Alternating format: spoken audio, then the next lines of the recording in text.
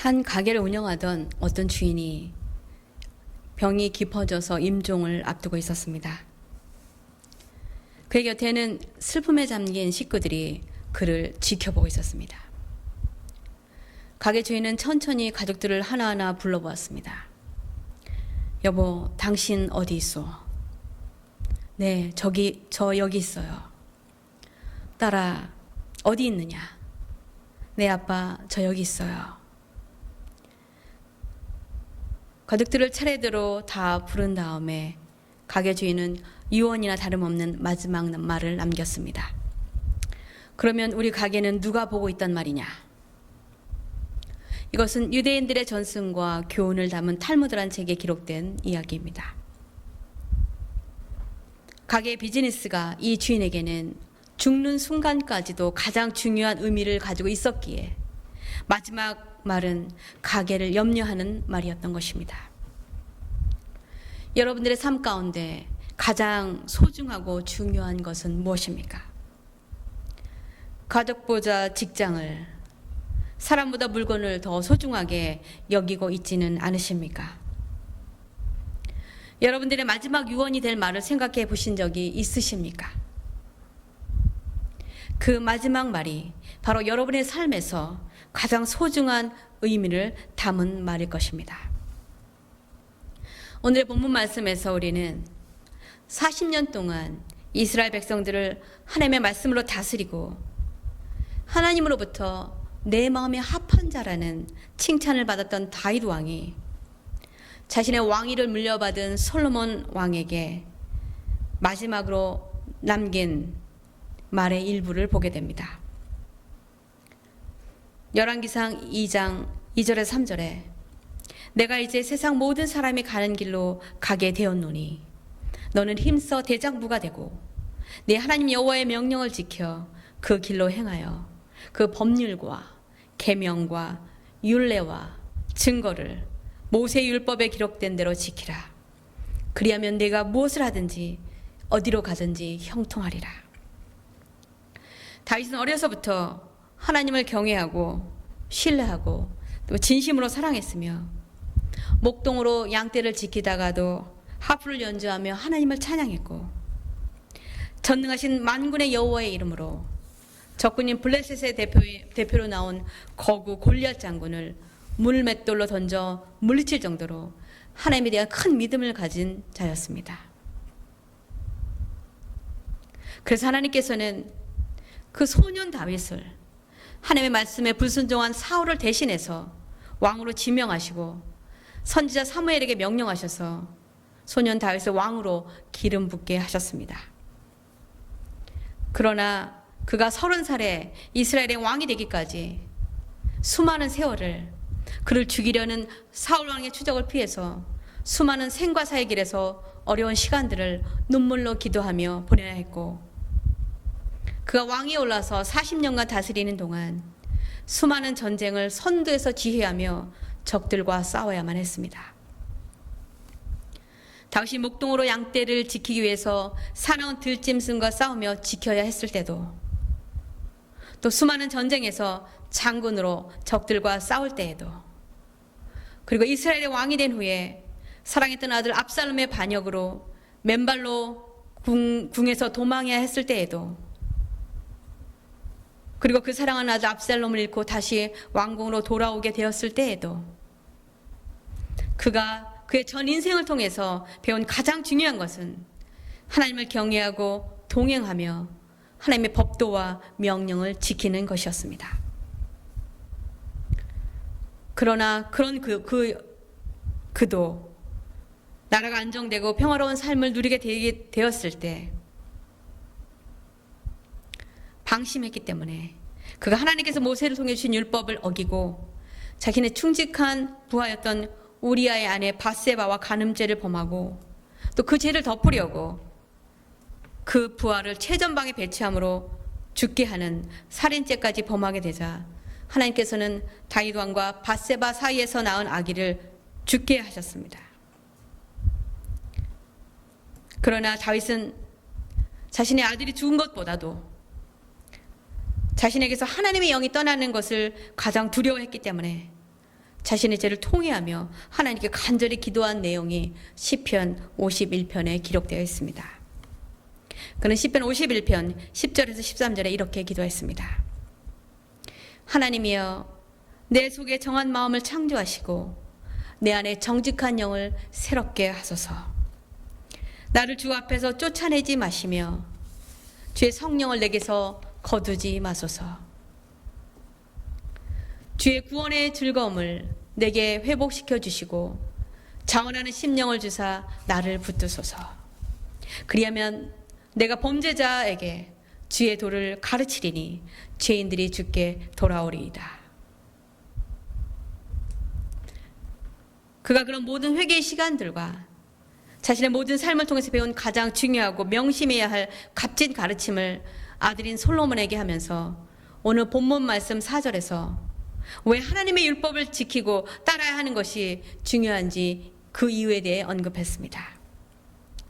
여호와께서 내 일에 다하여 말씀하시기를 만일 네 자손들이 그들의 길을 삼가 마음을 다하고 성품을 다하여 진실이 내 앞에서 행하면 이스라엘 왕위에 오를 사람이 내게서 끊어지지 아니하리라 하신 말씀을 확실히 이루게 하시리라.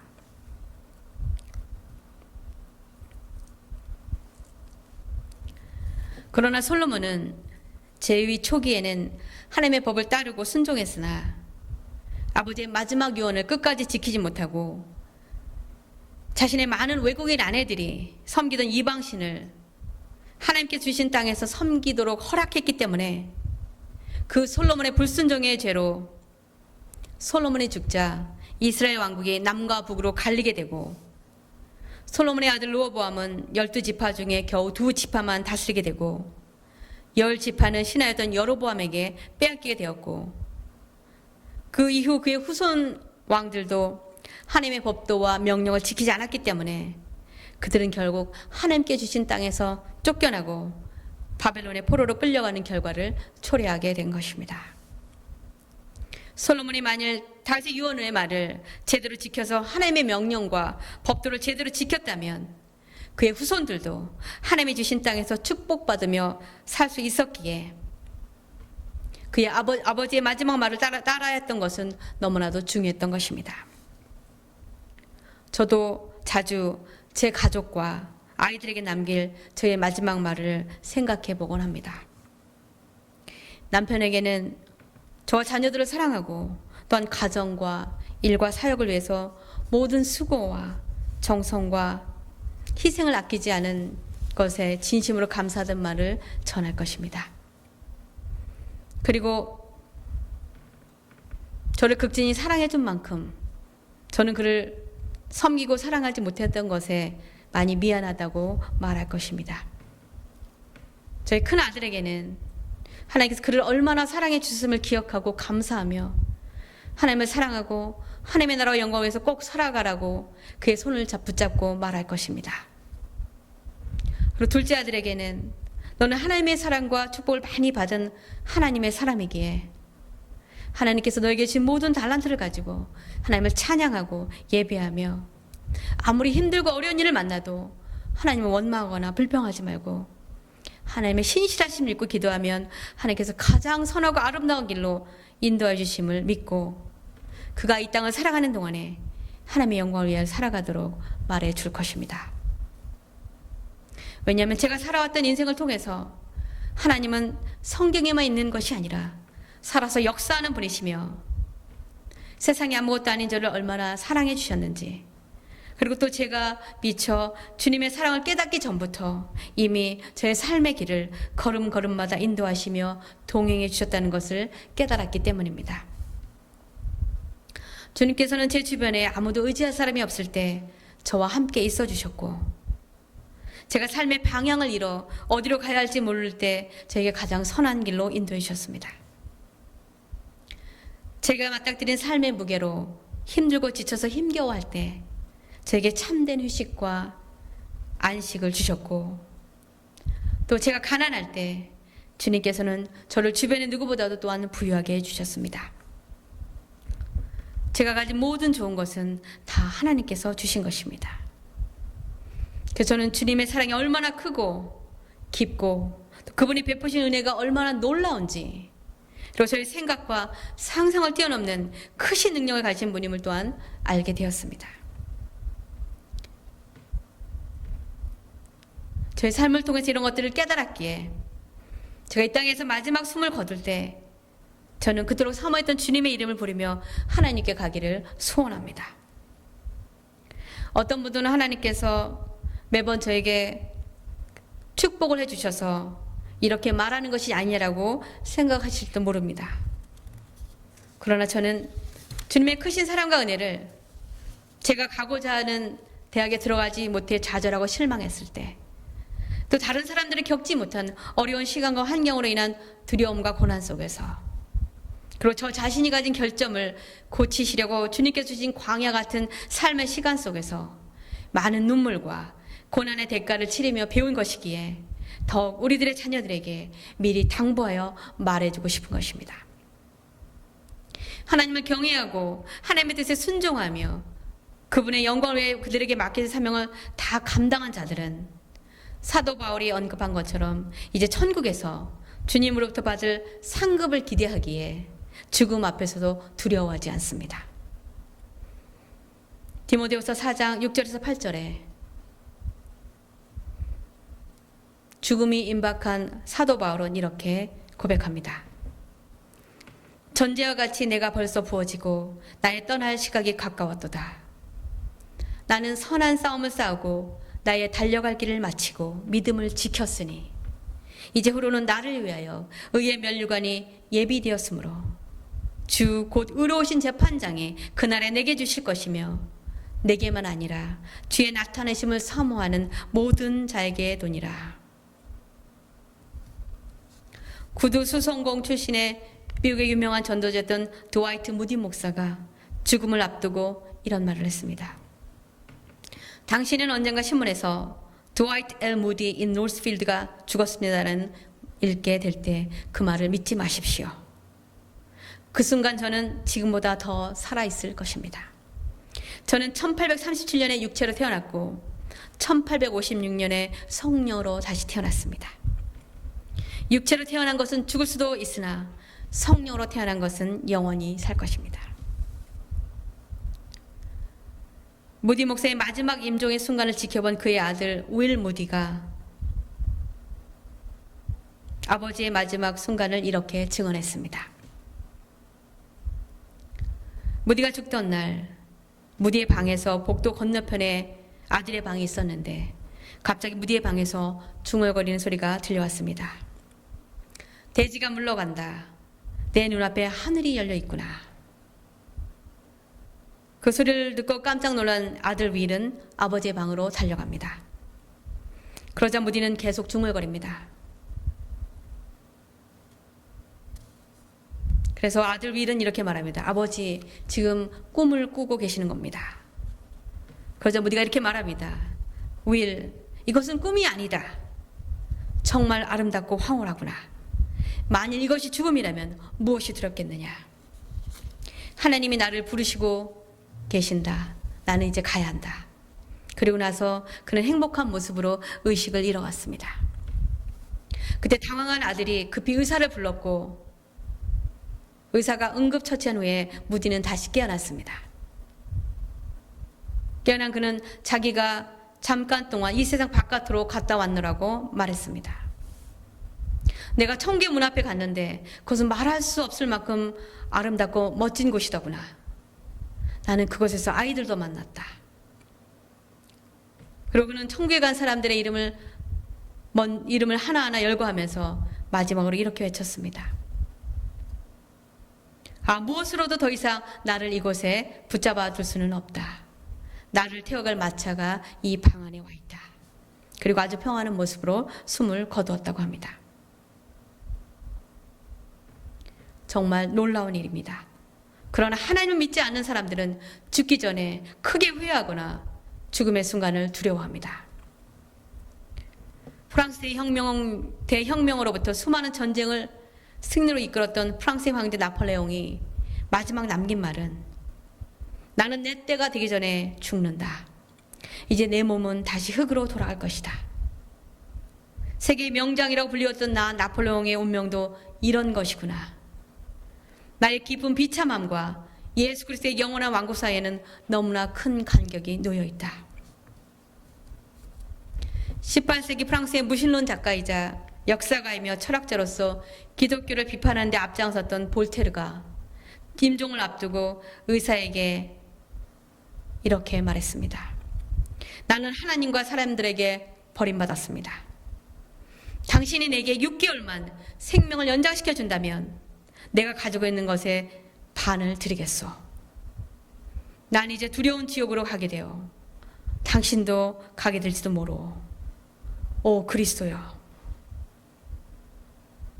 그러나 예수를 구주로 믿는 우리들은 예수님께서 십자가에서 돌아가셨다가 3일 만에 부활하심으로 그의 제자들과 그분을 따르는 많은 자들에게 부활의 소망을 주셨기에 예수를 진실로 믿는 자들은 죽음을 두려워하지 않고 자신들도 죽으면 예수님이 계신 천국의 하나님 집으로 돌아갈 것을 믿는 것입니다. 에딘버러의 스코틀랜드 설교자인 존 왓슨이 자신의 교회 성도 한 명이 죽어가는 상황에서 무릎을 꿇고 그 사람의 귀에 속삭였습니다. 아버지의 집에는 방이 많이 있습니다. 그 말을 듣고 성도는 만족해하며 안심하고 숨을 거두었다고 합니다. 영계 목사이자 감리교의 창시자 존 웨슬리의 마지막 말은 이 세상에서 가장 고귀한 것, 하나님이 나와 함께 계신다였습니다. 트루니에는 스위스의 내과 의사이자 정신의학자이며 유명한 저수가였습니다. 그가 쓴 책 중에 듣는 귀라는 제목의 신앙 간증집이 있습니다. 그 책에 이런 내용을 적었습니다. 그와 그의 아내는 금실 좋은 남편과 아내로 소문났는데 한 번은 그리스로 휴가를 갔다가 그의 아내가 갑자기 심장마비를 일으켜 세상을 떠나게 되었습니다. 죽기 직전에 아내는 평화스러운 미소를 지으며 남편을 쳐다보고 있었습니다. 그리고 숨을 거두기 전 그녀는 남편에게 이렇게 말했습니다. 여보, 오늘 천국에 도착하면 먼저 가 계신 시부모님을 만나 정말 즐거울 것 같아요. 그 말에 그의 남편 투르니에 박사가 굉장한 감동을 받았습니다. 아내가 죽음을 마치 기차를 타고 제네바에 다시 돌아가는 것처럼 사랑하는 가족을 제의하는 것처럼 태연하게 받아들이는 것을 보고 부활이요 생명이신 예수님을 체험할 수 있었던 것입니다. 아내를 보낸 후에 그의 믿음은 더 강해졌습니다. 부활이요 생명이신 주님에 대한 믿음이 강해질수록 그의 근심과 걱정으로부터 해방되는 놀라운 자유를 체험했습니다. 그리고 그는 이렇게 고백했습니다. 나는 아내와 육체적으로만 결혼한 부부였던 것이 아니라 아내의 소망과 믿음 안에서 한 몸이 되어 있었던 것을 알게 되었다고 말입니다. 에머리 대학교의 신학교의 이름으로 명명되었던 주교 워렌 챈들러의 임종이 가까우자 그의 한 친구가 그에게 죽음이 두려운지 물었습니다. 죽음의 강을 건너는 것이 두려운지 솔직하게 말해주게. 그러자 챈들러가 왜 그것을 묻냐고 하면서 이렇게 대답합니다. 나는 강 양쪽에 땅을 모두 소유하신 아버지께 속해 있는데 강을 건너는 것이 무엇이 두렵단 말인가? 우리 모두는 조만간 피할 수 없는 죽음의 강을 건널 것입니다. 이 땅에서 우리의 마지막 날에 우리가 사랑하는 이들에게 남기고 싶은 가장 중요한 것은 무엇입니까? 많은 돈이 들어있는 통장이나 내가 들어두었던 생명보험 증서입니까? 아니면 내가 그토록 아끼고 사랑했던 애완동물을 내가 죽으면 누가 돌봐주실 것인가? 그것이 중요합니까? 아니면 내 명의의 집을 처분해서 누구누구에게 줄 것인가가 중요합니까? 주님을 믿는 자로서 우리들이 예수님을 구세주로 믿는 믿음을 통해서 천국에서 영원한 생명을 얻는 것이 가장 중요하기에 하나님의 말씀에 순종하며 그분의 뜻을 이루어드리는 일이 가장 중요하다고 우리는 그 말을 우리가 사랑하는 자들에게 남겨야 할 것입니다. 우리가 이 세상을 떠나면 우리 이 땅에서의 삶과 믿음에 따라 하나님께 주시는 천국에서의 상급을 소망하기에 우리는 죽음의 순간에도 두려움이 없는 것입니다. 오히려 그토록 사모하던 주님을 이제 만나 뵐 수 있게 되기에 담대하고 기쁜 마음으로 죽음을 맞이할 수 있는 것입니다. 저는 저와 여러분이 죽음을 두려워하는 것이 아니라 죽음 앞에서도 기쁨으로 천국을 향하여 갈 수 있도록 하나님을 가장 소중한 분임을 알고 또한 전하는 자가 되기를 주님의 이름으로 간절히 축원합니다. 기도하시겠습니다. 거룩하신 아버지 하나님, 예수 그리스도를 통해서 저희들에게 천국에서의 영생의 소망을 주셔서 감사합니다. 저희가 이 땅에서의 삶을 마치고 천국으로 돌아가서 주님께서 예비하신 처소와 귀한 상급을 받을 수 있도록 이 세상을 살아가는 동안에 하나님을 가장 소중한 분으로 섬기고 순종하며 아버지 하나님의 뜻을 이루어드리는 삶을 살다가 그 믿음의 유산을 우리의 자녀들에게 남겨 떠날 수 있게 되기를 간절히 소원합니다. 이 모든 말씀을 죽으시고 부활하셔서 우리에게 부활의 소망을 주신 예수 그리스도의 존귀하신 이름 받들어 간절히 기도합나이다. 아멘.